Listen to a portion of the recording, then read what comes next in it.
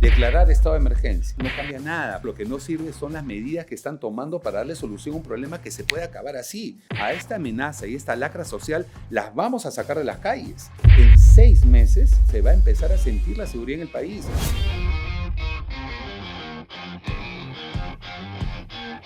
Amigos, bienvenidos a una nueva edición del Espejo, nuestro podcast de conversaciones políticas.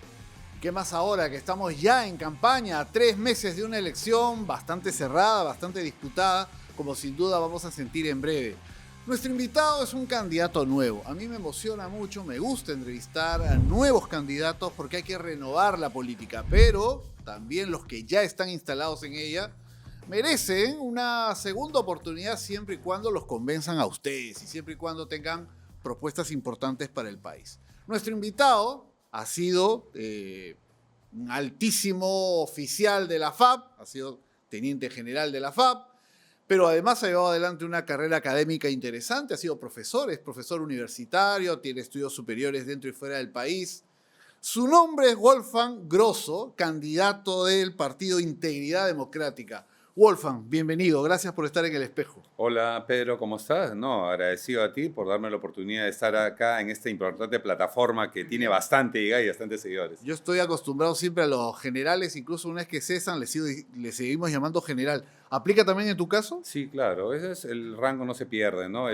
Igual, en cualquier grado, coronel, comandante. No es Pero a diferencia del general Quiabra o del general que ahora es candidato, ¿no es cierto?, de Avanza País, es decir, a diferencia de otros generales como Williams, en tu caso yo no veo que te llamen general, sino Wolfgang. Sí, porque, bueno, o sea, es mi nombre, he estado acostumbrado siempre que me digan así, no me incomoda que me digan general, tampoco doctor, porque soy doctor, o sea, en PhD, ¿no? Entonces, es irrelevante eso, Pedro, es como te sientas cómodo. Está bien, es para la entrevista. ¿Cómo la planteo? ¿Como general no, o directamente como Wolfgang porque Grosso? somos contemporáneos. Más o menos. Usamos el mismo champú, el mismo peine, ya me di cuenta. Sí.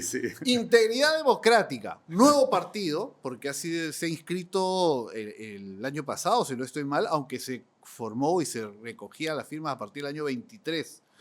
¿No? 22, hacia el 23, 24 inicia el trámite, ya inscrito como partido el año pasado, el año 25.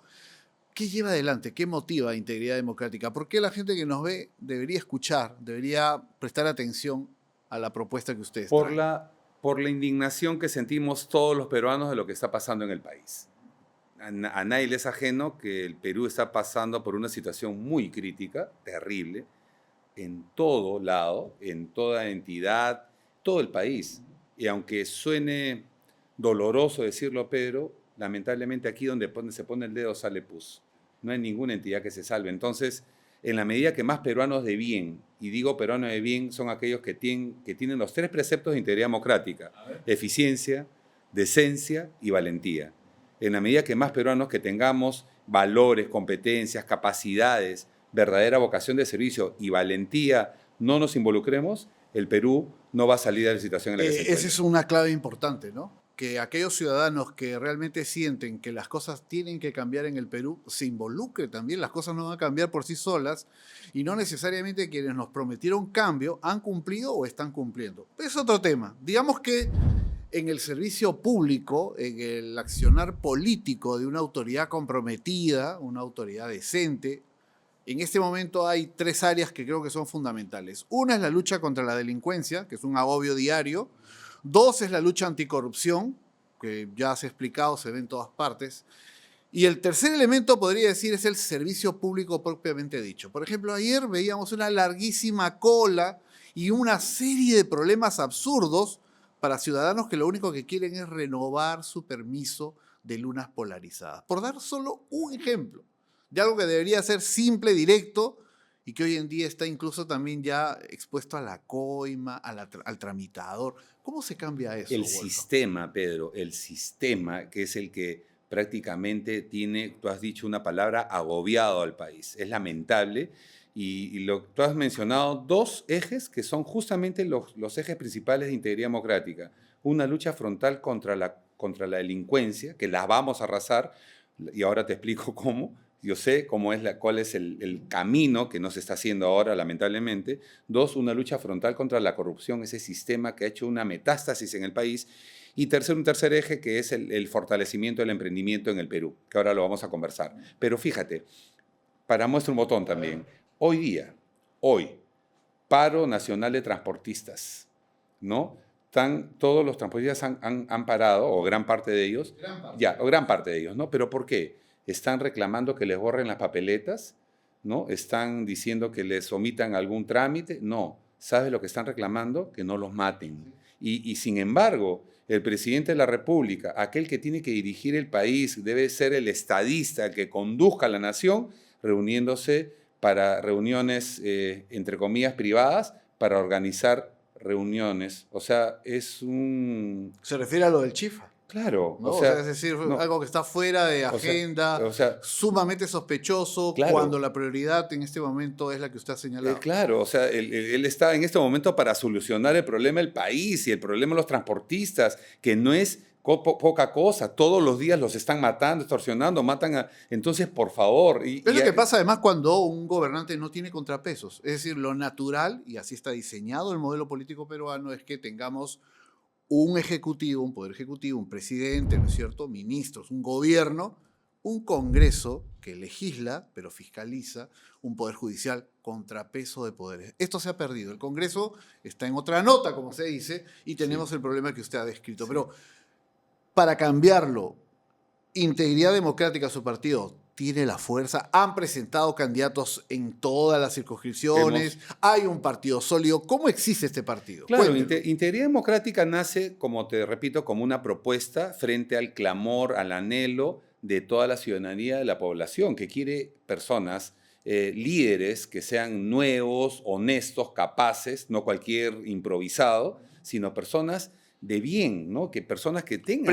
Preparadas, ¿no? Y valientes también, ¿ah? Porque enfrentarse a este sistema que tú acabas de mencionar no es poca cosa. Bueno, lo más cómodo es no hacer nada. Exacto, más cómodo es no hacer nada, estar en tu zona de confort. Justamente lo veníamos comentando, uno cuando decide por verdadera vocación y amor, por verdadero amor por el Perú, dejar su zona de descanso, bien ganada por cierto, y te metes en camisa 11 varas, es porque realmente nuestro país nos necesita. Pero a ver, Wolfgang, ¿cuántos militantes tiene el partido? ¿Cuántas bases? Cuéntanos, queremos conocer, a ver si el caldo tiene sustancia o se ha pegado a la olla, ¿no? Claro, no, nosotros somos un partido orgánico que ha nacido desde abajo, tenemos inscritos oficialmente, bueno, cuando nos inscribimos en el partido teníamos 25.600 militantes, ahora son muchos más porque se han ido sumando a esta gran propuesta después de que fue inscrito el partido. Tenemos bases en casi todo el territorio nacional.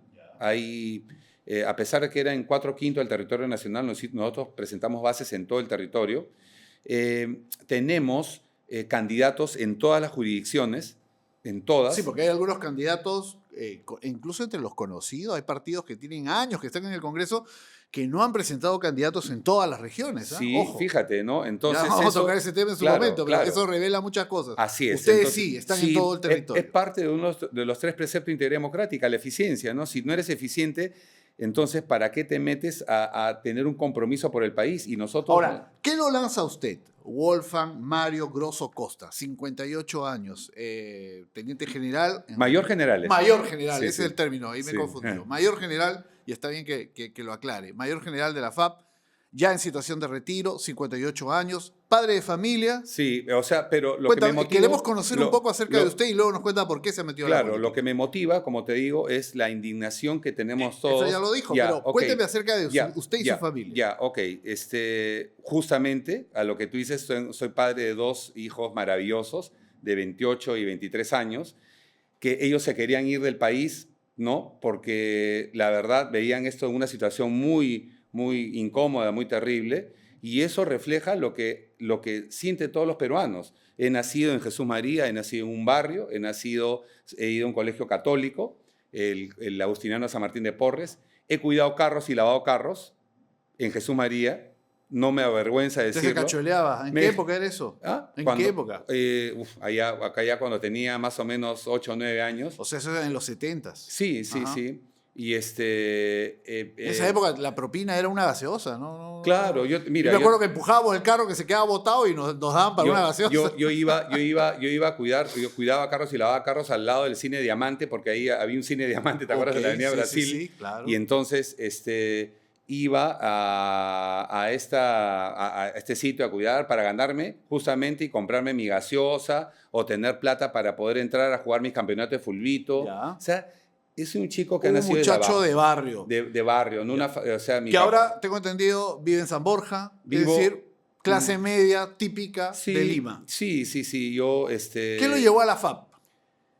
me encanta la vida militar, es una pasión para mí. De chiquito la jugaba. primera vocación fue Sí, entrar a la FAP. sí, jugaba con soldaditos, ¿no? De chiquito, armaba mis escenarios de guerra.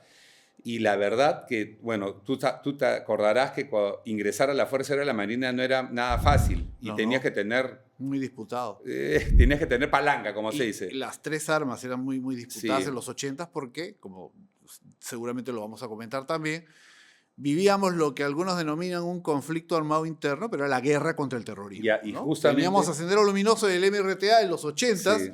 que ha coincidido más o menos en la época en que la que Wolfgang Grosso se postuló Sí, para la escuela es más, de oficiales. te comento, ¿no? cuando yo era menor de edad, yo le dije a mi mamá que quería postular a la FAP y mi mamá no quería y no me firmaba el permiso. Entonces le dije a mi mamá, ¿sabes qué? Si es que tú no me firmas, yo tenía 17 años, ¿eh? Si no me firmas el permiso, me meto al servicio militar obligatorio del ejército. Y entonces mi mamá dijo, uy, y sabía que yo lo hacía, y lo hacía, Pedro. Entonces me dijo, uy, antes que se vaya a servir al ejército como soldadito, ¿no? Dijo, mejor que postula a la FAP. Total, no creo que ingrese porque no tiene vara. Eso es lo que pensaba mi mamá. Bueno, pero tenía tamaño, ¿ah? Porque mides que era más de 1,90 m. 1,93 m. Imagínate. Pero entonces, y postulé solito. Me iba, tomaba mi carro, solito iba a darnos mis exámenes. Mi mamá después me decía, ¿en qué momento le parten el corazón a este? Pero pasé todos los exámenes, ingresé, contra viento y Y marea. estamos hablando del año 83, 85. 84. 85 Sí, ya. ingresé Bueno, plena guerra contra el terrorismo. Sí, claro. Después, y mi especialidad es inteligencia. Yo ingresé a la especialidad de inteligencia. Me acuerdo que cuando me gradué de alférez, las primeras misiones, alférez, recién graduado, tenía 21 años, 22 años, iba a zonas calientes, zonas de terrorismo fuerte, ¿no? La zona de la Sierra de Nazca, Palpa, Puquio, Laramate, Coracora, Huamanga, Huancavelica. Era un trabajo bien de bastante riesgo, ¿no? No, era Entonces, arriesgado. Recuerdo sí. amigos de esa época que habían estudiado en la Escuela de Oficiales Chorrillos o que habían también entrado a la FAP. Pocos marinos, pero a todos los mandaban a zona de emergencia. Tarde o temprano todos iban a zona todos de emergencia. pasábamos, ¿no? Y bueno, y también... O sea que has tenido tú bautizo de fuego. Claro, ahora como soldado, quiero digamos. comentar dos cosas, ¿no? Una, que soy defensor calificado de la patria y esa condecoración me la otorgaron por haber realizado operaciones de inteligencia en territorio hostil.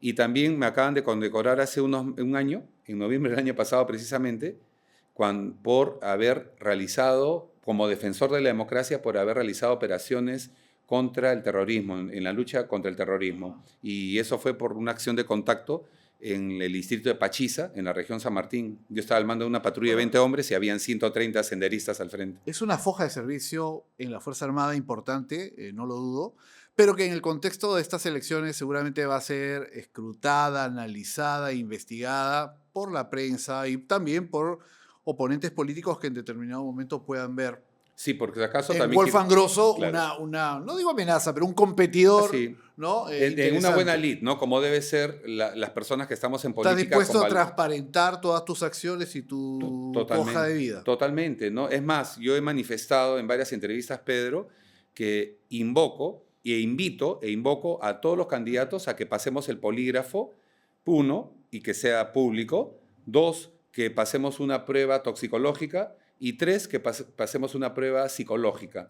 Creo que es lo mínimo que tendría que O tener sea, usted aquí. está dispuesto a pasar por el polígrafo, por la toxicológica Y psicológica. y psicológica. Sí, y te invito, si tú lo deseas, a que la hagamos acá, en el estudio, y lo hacemos público. Pero Y, yo no voy a pasar 2 de esas. Así que mejor no me... mejor, no, Pero yo, vamos a verlo, mi productora sí pasa todas las pruebas. ¿Ah? pero yo soy el candidato. Sol pasa todas, claro, así que la pero podemos hacer acá. Claro, pero yo soy el candidato de la presidencia y me someto a ese tipo de pruebas porque aquel que quiera liderar el país tiene que tener todas esas, por lo menos, esas competencias, cualidades. Hace 20 años, cuando tenía lugar la elección del año 2001, luego el 2006, que teníamos como candidatos a Alejandro Toledo, Fernando Olivera, Alan García, Lourdes Flores, se hablaba, algunos hablaban de estas pruebas y nos parecía un show. Sin embargo, hoy en día ya uno como que la piensa. Pero claro, luego de ver tanto en la política actual, claro, no sabemos. En todo caso, es algo que la autoridad electoral también puede plantear. Sería interesante, ¿no? Pero regresando al cauce de esta narrativa en torno al candidato Grosso. Entonces lleva adelante su preparación, egresa de la Escuela de Oficiales de la FAP, ha servido como oficial de la Fuerza Aérea Peruana, ha estado cerca del poder. Usted ha sido edecán de Arias Graciani, sí, ¿no? Ha estado sí. cerca del general Arias Graciani sí, en su momento. Era un consejero importante además de Alejandro Toledo. Sí, mira, fíjate, y agradezco la pregunta o esta acotación que haces, porque el militar, para poder hacer carrera, tiene que estudiar mucho. Entonces, yo tengo una segunda carrera como administrador en la Universidad de Lima, tengo una maestría y un doctorado, y también tengo experiencia pública, porque he sido director de movilización nacional y también he sido director general de política y estrategia. Entonces... ¿Esto dónde es, perdón? ¿En qué sector? En Defensa. En el Ministerio de Defensa. Pero eso me hizo conocer todo el país, lo he recorrido muchas veces. ¿En qué administración? ¿En qué gobierno? Más o menos para En la época, eso fue cuando yo recién había ascendido a coronel, en la época del presidente Humala, ¿no?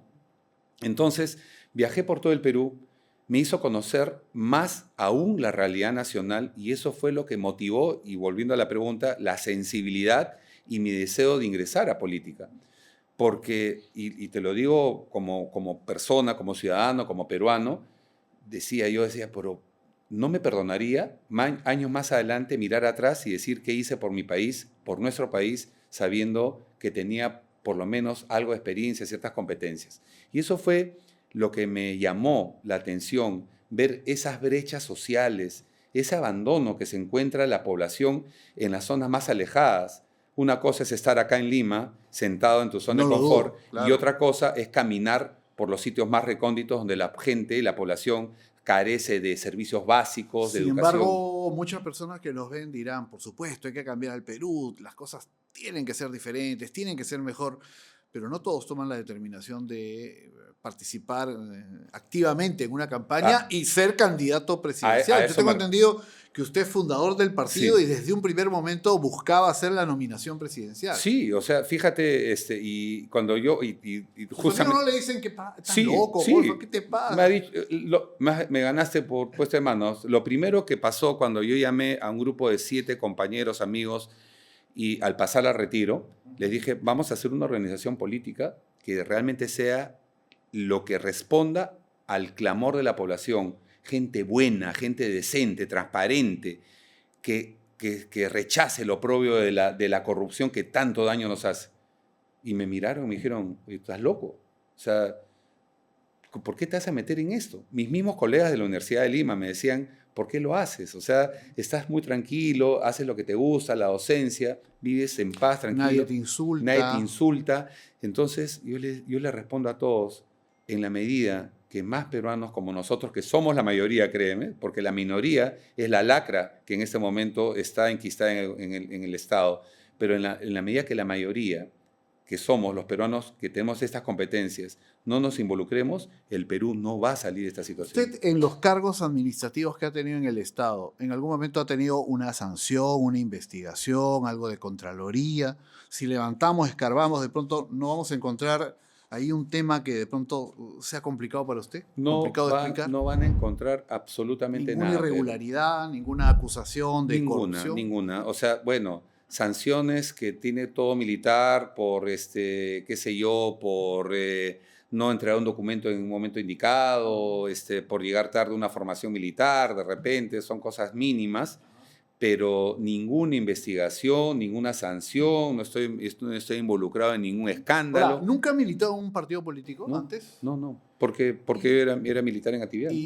Bueno, digo, a partir del año 21 que, No. que deja, Porque formé no tentó, no buscó directamente, inició esto que hoy se llama integridad democrática. Sí, ¿por qué no? Porque el hacerlo, Pedro, era ser parte de ese sistema que precisamente nosotros queremos cambiar. Porque Bueno, sí. es un punto interesante, ¿no? Sí. ¿Por qué no Quiabra? ¿Por qué no Williams? ¿En qué sentido? Ambos son generales, ambos son personas que han desempeñado también un servicio al país interesante, importante. Están en este Congreso desprestigiado, es cierto, pero ambos han mantenido un determinado perfil. ¿Por qué usted no sintió afinidad hacia alguno de ellos? Porque primero que yo soy el líder formador del Partido Político Integridad Democrática, el general Quiabra cumplía una función legislativa cuando yo formé Integridad Democrática, igual que el general Williams.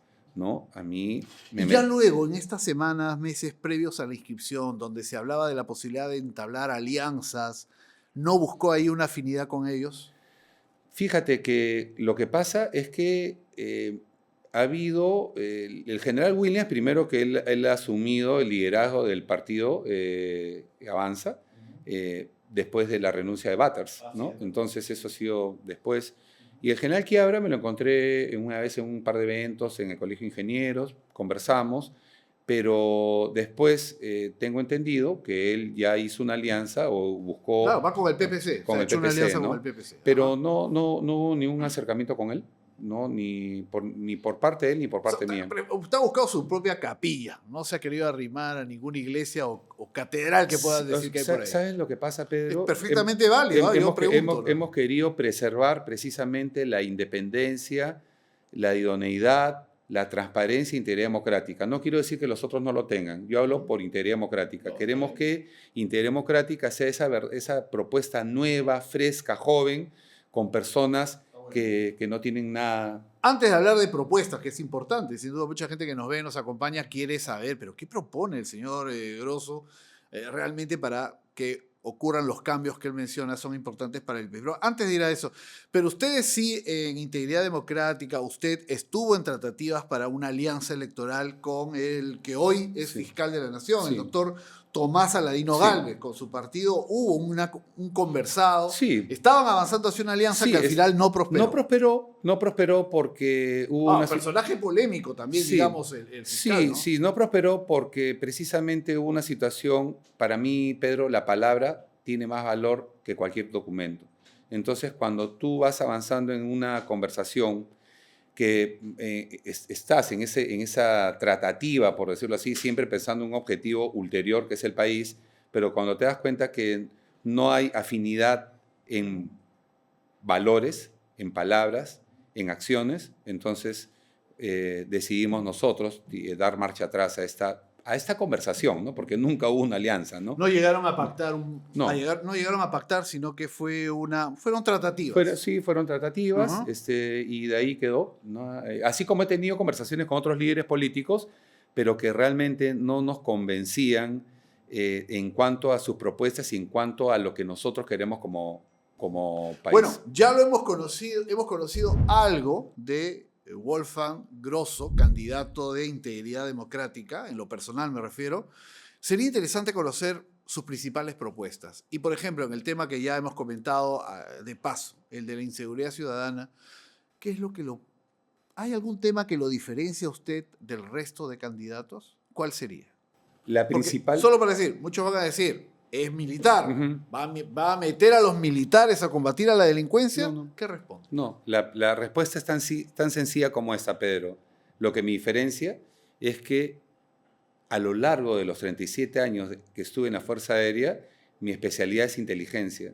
La he desarrollado, he comandado el Servicio de Inteligencia de la FAP, he dirigido el Sistema de Inteligencia de la FAP como general, director del Sistema de Inteligencia FAP. Hemos tenido éxitos, y mucho éxito, mejor dicho, en la lucha contra el narcoterrorismo a través del empleo eficaz de la inteligencia estratégica. Y la inteligencia, cosa que no se está haciendo ahora, ¿no? Entonces, pueden hablar otros candidatos, yo respeto lo que dicen, pero no conocen realmente lo que es la inteligencia. Y yo la conozco porque lo he dirigido y con éxito. porque obviamente no puedo dar detalles de cuáles son la parte operativa. Lo que sí te puedo decir y le puedo decir a la ciudadanía, a la población, que si en la medida, primero que no hay ninguna guerra en la historia de la humanidad que no se gane con inteligencia. Ese es lo primero. Primero es inteligencia. Para esto tienes que utilizar todas tus competencias y fortalezas, empezando por la inteligencia humana, inteligencia electrónica, inteligencia de señales, inteligencia de comunicaciones, inteligencia de imágenes. Eso, sumado a la inteligencia financiera, por ejemplo, a través de ese sistema que se va a concatenar, aglutinar estratégicamente, se va a atacar a estas organizaciones criminales, yéndose a las cabezas, a sus centros vitales, centros neurálgicos y sobre todo cortar su abastecimiento logístico financiero. Es decir, quiénes son, cómo se mueve el dinero. Así un poco es. Lo que usted me está diciendo. Así es. Entonces, ¿qué es lo que va a pasar con esto? Estas organizaciones se van a caer como castillos de naipes. Va a ser, o sea, no hay, esta guerra, porque es una guerra, la que estamos librando, una guerra atípica, asimétrica, no convencional, no es una guerra convencional. Tú no puedes salir a enfrentar a un enemigo que se esconde entre la población, con militares saliendo a las calles. Es una medida totalmente desaforada, absurda, un humo. Aquí viene la pregunta, porque eso uno lo escucha reiteradamente por parte del ciudadano que ya no sabe qué hacer, que está desesperado.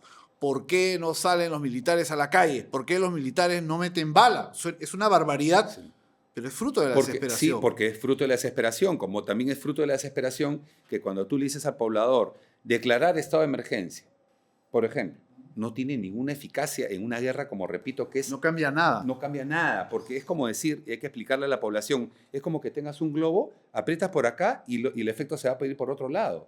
Tú puedes sacar un piquete de militares, los pones en una esquina, pones a 10, a 20, a lo que quieras, y a una cuadra más el delincuente te va a robar y te va a saltar. Está pasando desde que se han decretado, desde la época de Boluarte, ¿no? En estos estados de emergencia reiterados. Absurdo. Entonces la gente dice, no sirve para nada. No, entonces lo que no sirve... Por sí solo no sirve. ¿Sabes lo que pasa, Pedro? Lo que no sirve son las medidas que están tomando para darle solución a un problema que se puede acabar así.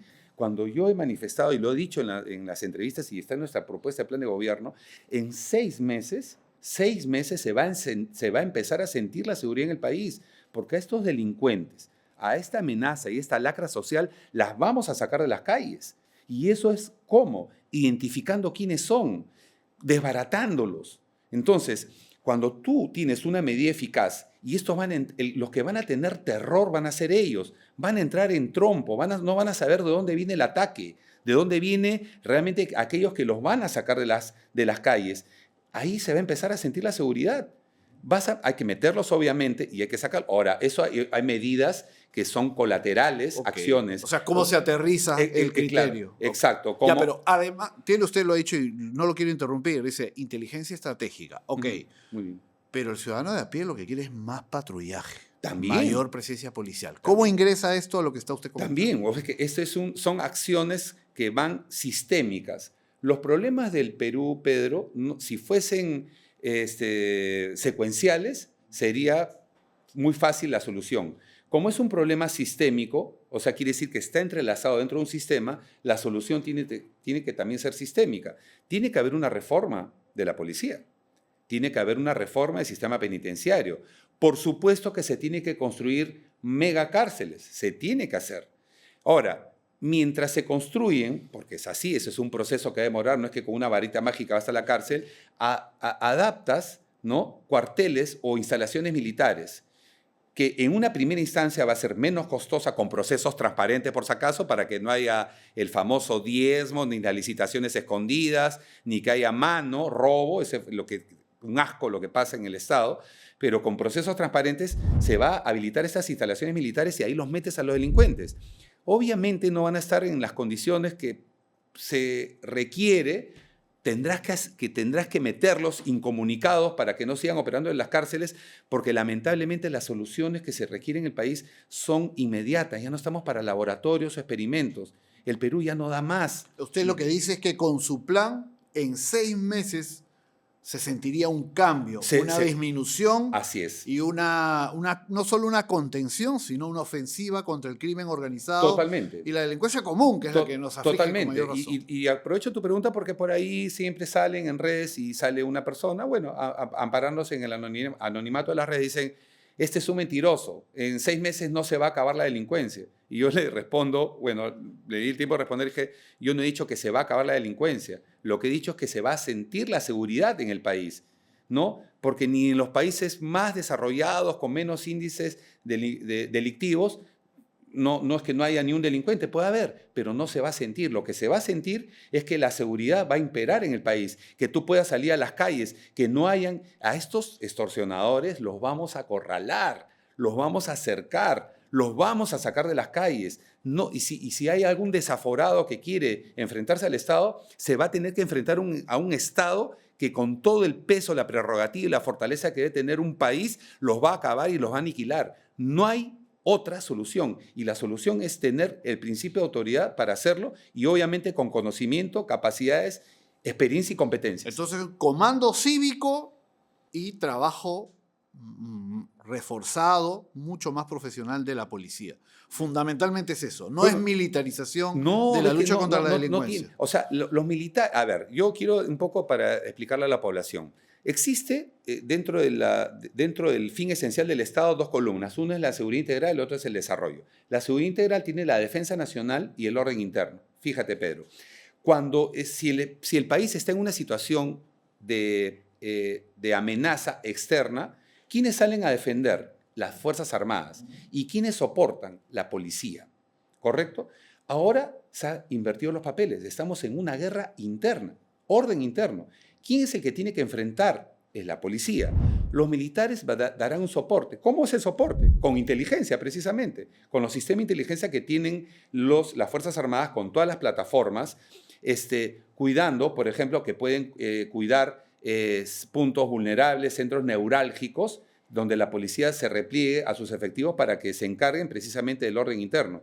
Obviamente esto va de la mano con un control adecuado de los recursos de la policía. Ahora, fíjate, hoy ¿no? Ha habido un informe que ha salido en la prensa donde más del 60% del parque automotor de la policía está inoperativo. Por eso no hay patrullaje. Por eso no hay patrullaje. Entonces, no hay mucha... Entre otras razones. Claro, no hay mucha ciencia, Pedro. Acá no hay... O sea, tiene que haber eficiencia. Tiene que haber eficiencia, control, ¿no es cierto? Y tiene que haber una capacidad para poder manejar una institución que es la que es responsable. Ahora, todos o casi todos repiten el diagnóstico. Aquí lo que yo noto como rasgo diferencial es que usted tiene una especialización en inteligencia estratégica y eso es, digamos, lo que usted reclama como el elemento clave.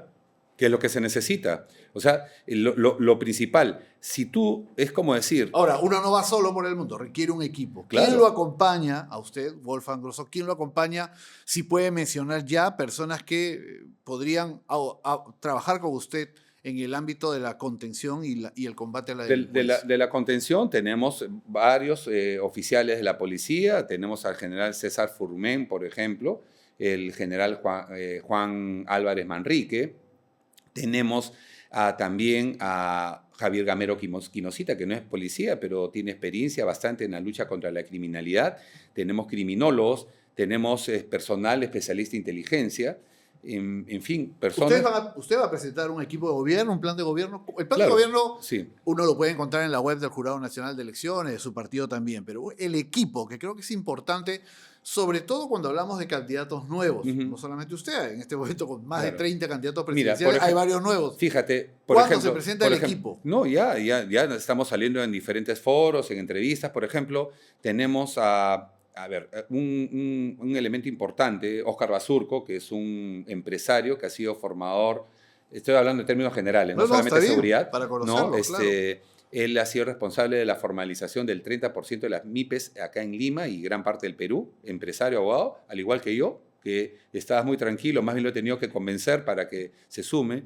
Después otra figura que es relevante es Carolina Lizárraga, ¿no? Ella ha tenido a cargo la lucha contra la corrupción, y la verdad que yo no la conocía, me la presentaron, tuvimos varias conversaciones y me pareció una mujer que de verdad que tiene una gran experiencia, una mujer muy correcta y que tampoco me dijo que quería entrar a la política y vio en Integridad Democrática la oportunidad de realmente de servir, ¿no? Bueno, por eso es importante, digo, que se presenten los cuadros, que se Sí. vea quiénes son, porque en este momento la gran mayoría de electores lo que está haciendo es ver un poco el panorama, ver cuál es el menú, ver quiénes van destacando, quiénes comienzan a llamar la atención, pero hay que darle sustento, porque Claro. una persona no gobierna sola, Claro. como Ahora, se sabe y como usted lo claro, reconoce. ahora ¿no? Pedro, también tenemos no solamente los militantes, sino aquellos que van a formar parte de un eventual gobierno de Integridad Democrática, si Dios y el pueblo lo permiten, ¿no? Personas preparadas, cada vez voy teniendo reuniones.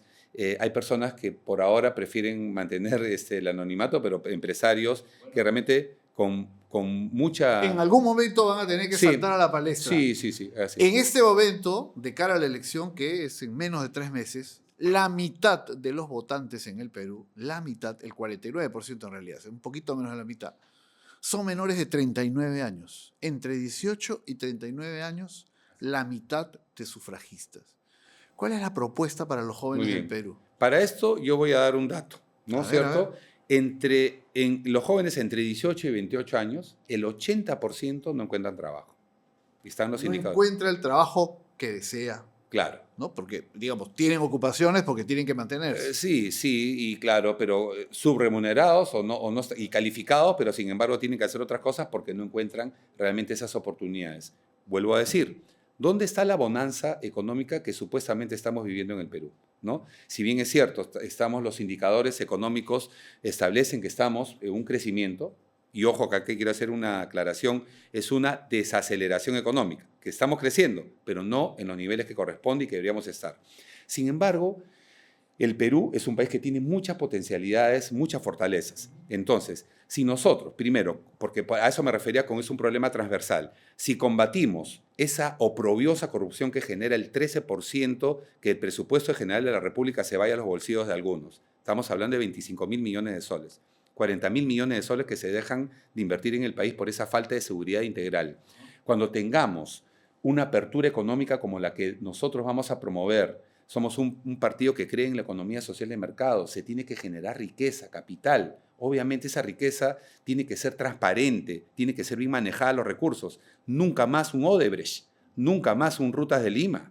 No tiene que haber ese cáncer de solamente algunos que se llevan toda la plata de los peruanos. Entonces, cuando tengamos un país que sea manejado eficientemente, donde haya más oportunidades para la inversión, se fortalezca el emprendimiento, donde seamos atractivos, donde el empresario realmente con su factor de riesgo diga, oye, voy a apostar sin saber de la incertidumbre que pueda pasar mañana, que venga un desaforado y te quite todo, entonces va a haber más oportunidad de trabajo, va a haber empresas formalizadas, más impuestos, ¿no? O sea, usted lo que dice es que ordenando la casa, la situación económica va a mejorar.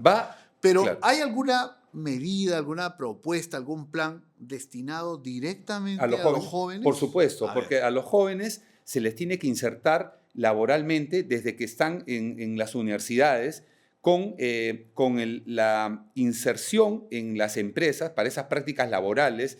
Tenemos que darle las competencias adicionales dentro de esas empresas. El sector empresarial tiene que estar comprometido para que justamente estos chicos puedan tener verdaderas oportunidades laborales y vayan haciendo su camino profesional, ¿no? Entonces, o técnico, ¿no? Entonces, darles también algunas prerrogativas a ellos, por ejemplo, beneficios que los ayuden, ¿no? A tener la tranquilidad, que puedan trabajar y que puedan estudiar a la vez. Bueno, pero también... Perdón. Sí, becas.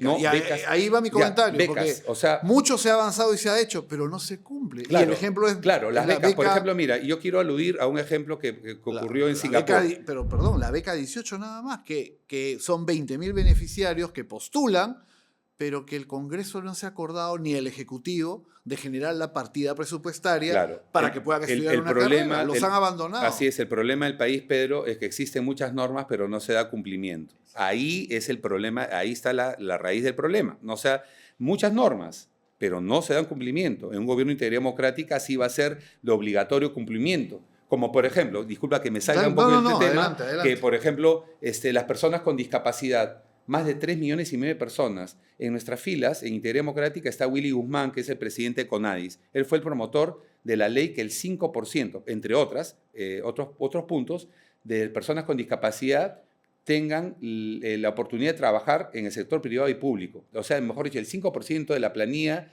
de las empresas, entidades, deben ser personas con discapacidad. No se da cumplimiento.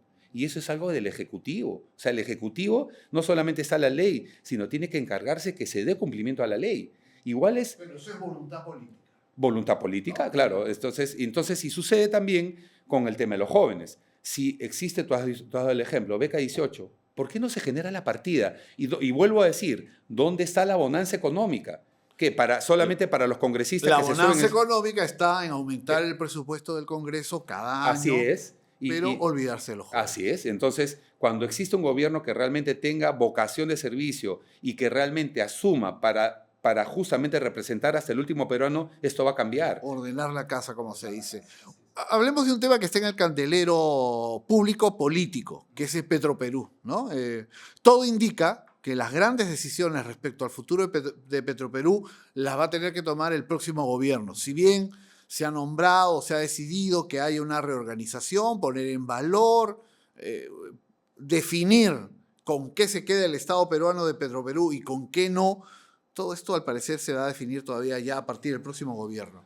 ¿Qué han contemplado ustedes con Petroperú? Fíjate, que hasta el momento ha sido, en los últimos 4 años, ha significado más de 17.000 millones de soles que han podido servir para carreteras, para hospitales, para escuelas, pero hay quienes sostienen que Petroperú es necesario. ¿Cuál es la posición de ustedes? Yo voy a decir lo siguiente. Yo pensamos, mejor dicho, que los políticos deben ser honestos, deben ser transparentes, deben decir la verdad y no prometer lo que no pueden cumplir. ¿Correcto? Entonces, partiendo de esa premisa, para mí sería muy fácil decir, no vamos a privatizar el Petroperú porque hay una corriente muy fuerte que no se privatice, no se reorganice y no se ponga orden en esta entidad que, como tú lo has dicho, ha generado mucho gasto al Estado. No, yo no puedo hacer eso. Sería traicionar a mis principios. Y como partido, obviamente. Integridad Democrática tiene previsto que esta entidad, que ha sido una caja chica de todos los gobiernos, le inyectas dinero por arriba y le sacas por abajo, Pedro, ¿no? 17.000 millones de soles. Estamos en este momento comprando 3.500 millones de soles en aviones que se necesita para la defensa nacional. ¿Cuántos hospitales? Las cárceles en este momento que se están construyendo que no las terminen de construir. ¿Cuántas necesidades de la población? Fíjate, en este momento tenemos 264 distritos en estado de emergencia por las lluvias que están viniendo cuando reactivos todos los años. Todos los años el mismo problema o el friaje de Puno y todos los problemas que se podrían solucionar, gran parte de esos problemas, con ese dinero que se le inyectó a esta entidad. Esa entidad no va. Así como está en este momento, no va, no puede ser. Han querido reunirse conmigo y han hablado conmigo dirigentes de Petroperú. Me han hecho llegar su malestar, que no van a apoyar. Yo les trato de entender, hacerle entender. Lo que tiene que prevalecer es el bien colectivo, el bien de todo el Perú y no solamente un grupo de personas. Hay decisiones que son duras, hay decisiones que se tienen que tomar. Y yo soy un hombre, créeme, muy pegado a la democracia. Soy una persona muy equilibrada, somos un partido de centro democrático, por eso justamente no estamos en ninguna posición, pero las decisiones que tiene que tomar un estadista van a ir en relación a ese bien colectivo. En esa línea, ¿qué va a pasar con Petroperú en un eventual gobierno de integridad democrática? Lo que ya se inició en este gobierno, ¿no? Es continuar con un proceso de privatización, primero un proceso de reorganización y posterior un proceso de privatización.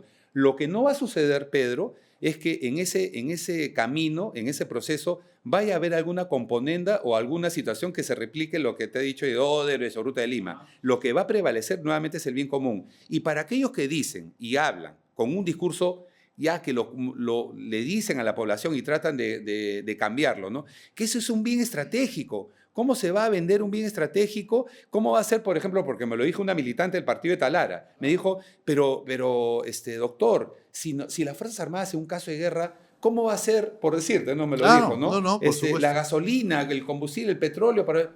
Y le digo, ¿Qué tiene que ver una cosa con la otra? Si para eso se ponen las cláusulas correctas. Si en una situación de defensa nacional el Estado tiene que tomar posesión, y eso se pone claramente en el documento, posesión de ese bien estratégico, lo toma. O sea, no es que va a decir, ya yo me quedo sin defenderme. Las leyes peruanas ya contemplan que en un caso de fuerza mayor o emergencia, entonces, el Estado peruano asume control de esa actividad. Así es.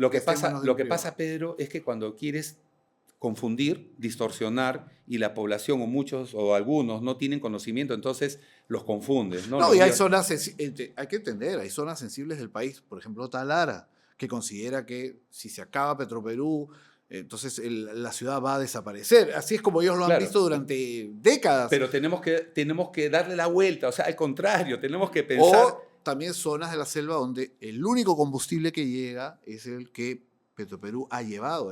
Mira, y lo voy a decir para todos, por favor, yo quiero ser claro en esto, tenemos que ser honestos, siempre que decir la verdad y así le duele a algunos o no, pero tenemos que ser claros y explicar. Es como decir, como yo le digo a mis alumnos, si tú en una cuadra tienes una tienda, una bodega, ¿correcto? Entonces todos tienen que ir a comprar a esa bodega, ¿no? Entonces, el que tiene esa bodega le va a poner el precio que quiera porque sabe que tú tienes una necesidad, no te vas a ir a caminar 10 cuadras a buscarte otra tienda. Pero si tú pones 2 o 3 bodegas, ¿qué es lo que va a pasar, Pedro? Oferta y demanda. Vas a tener una competencia, vas a bajar el precio y vas a mejorar la calidad para que vengan a comprar a tu tienda. O sea, este es un ejemplo muy básico que lo digo para que lo entiendan todas las personas. Claro, entendemos cuál el ánimo es fomentar el libre mercado, la competencia, la generación de riqueza, pero en el camino sabemos también que estos procesos de por sí no son perfectos. Alguien dirá, por mi zona han abierto tres grifos y la gasolina es carísima. No, pues, pero eso depende también de otros factores. Exacto. El alquiler que paga el grifo por estar en esa zona. Exacto. Yo he hecho gasolina, por ejemplo, en un distrito muy diferente a donde vivo. Claro, por ese factor. Claro, o sea, pero hay que explicarlo porque hay que la gente no lo entiende, ¿no? Sí, y obvio. Y porque además hemos tenido rapiña, hemos tenido corrupción, o sea, no podemos negar que eso lamentablemente afecta pero por eso vuelvo a decir, la credibilidad que tiene la gente en sus autoridades. Claro, lo que pasa, a eso digo que el problema del Perú es sistémico, entonces no es secuencial, tienes que entrar, por eso a eso me refiero a la valentía, porque hay que ir a... ¿Hay que cambiar la Constitución?